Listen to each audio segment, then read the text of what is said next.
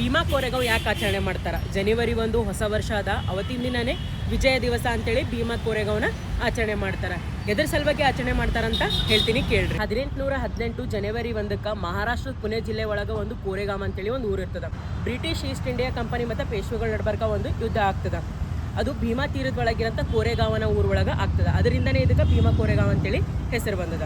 ಈ ಯುದ್ಧದ ಒಳಗೆ ಬಾಜಿರಾವ್ ಪೇಶ್ವೆ ಅವ್ರ ಸೈನ್ಯ ಇರ್ತದೆ 28,000. ಆದ್ರೆ ಬ್ರಿಟಿಷ್ ಈಸ್ಟ್ ಇಂಡಿಯಾದವ್ರದ್ದು ಇರ್ತದ ಜಸ್ಟ್ 800 ಸೈನ್ಯ ಇರ್ತದ. ಆ 800 ಸೈನ್ಯದೊಳಗೆ 600 ಸೈನ್ಯ ಯಾರು ಇರ್ತಾರ ಅಂತ ಹೇಳಿದ್ರೆ ಮಹಾರ್ಗಳು ಇರ್ತಾರ, ಅಂದ್ರೆ ದಲಿತರು ಇರ್ತಾರ.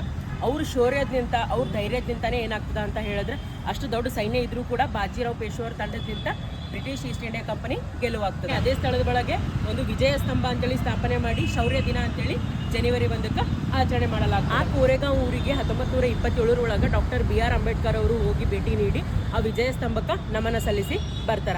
ಅವತ್ತಿಂದ ಇವತ್ತಿನ ತನಕ ಕೂಡ ಜನವರಿ 1ಕ್ಕೆ ಲಕ್ಷಾಂತರ ಜನ ಹೋಗಿ ಕೋರೆಗಾಂವ್ ಊರ ಒಳಗೆ ವಿಜಯ ದಿವಸ ಅಂತೇಳಿ ಆಚರಣೆ ಮಾಡ್ತಾರೆ. 600 ಜನ ಕಲ್ತು 28,000 ಜನ ಓಡಿಸಿದ ಇತಿಹಾಸ ಇದರದ.